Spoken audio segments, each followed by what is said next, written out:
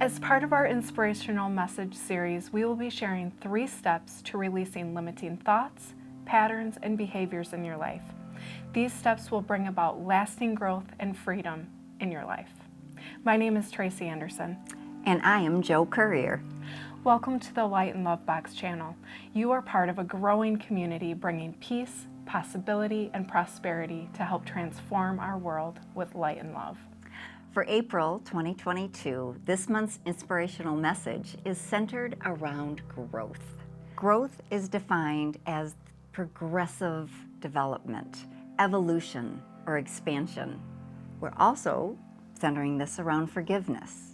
So forgiveness is generally defined as a conscious or deliberate decision to release feelings of resentment or vengeance toward a person or a group who has harmed you, regardless of whether they actually deserve your forgiveness. Forgiveness creates space for growth. It doesn't need to happen with the other person being present. It also doesn't mean that you excuse or condone the behaviors. You simply find yourself in a place of an observer of that memory or event, rather than being emotionally engaged. Forgiveness makes room for growth, spiritual and emotional. Each of the 3 steps to release limiting patterns, thoughts, and behaviors are rooted in the forgiveness process. Because we go through life on autopilot so much of the time, some of these limiting thoughts and destructive patterns of behavior are hard for us to identify. These patterns feel familiar to us, so we naturally continue to operate within them, regardless of the limiting or destructive outcomes. One trick we can use to identify areas of your life that need healing is by consciously recognizing the stories that you tell others about your life.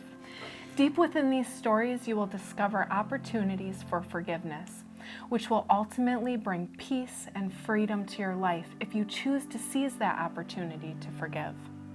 You are likely to feel the stories somewhere in your physical body.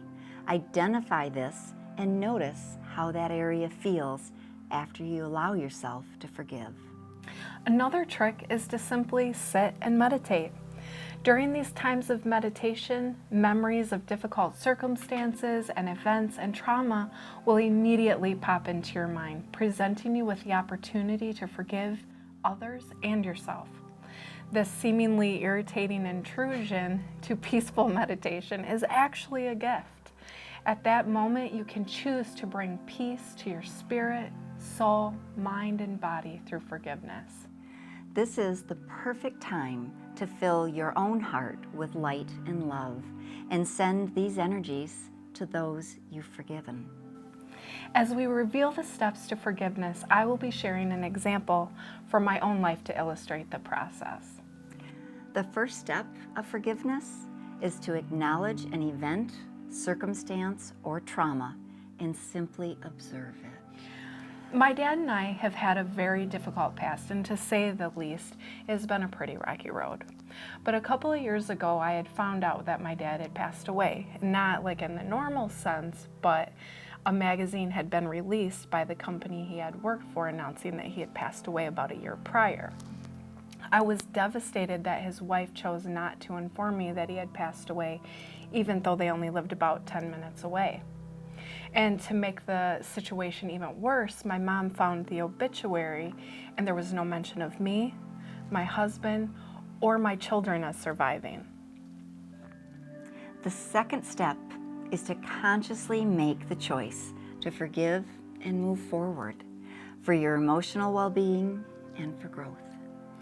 Even though I was deeply saddened by the circumstance, especially since there was no opportunity for me to actually reconcile the relationship with my dad, I just had to cry my tears and make the decision to forgive him. But I also recognized that I needed to forgive myself for judging him in this situation that I was so disconnected from. The third step is to release the circumstance, event, or trauma and to cover it with the energy of light and love. This step brought me peace and allowed me to move forward. The deep sadness that I felt melted away, and ultimately I had compassion for my dad.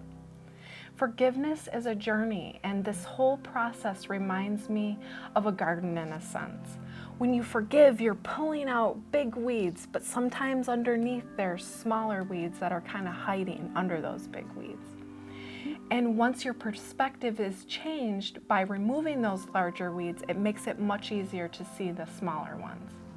And in my circumstance, I realized I also needed to forgive my dad's wife for excluding me from that grieving process. This was my small weed that I needed to pull.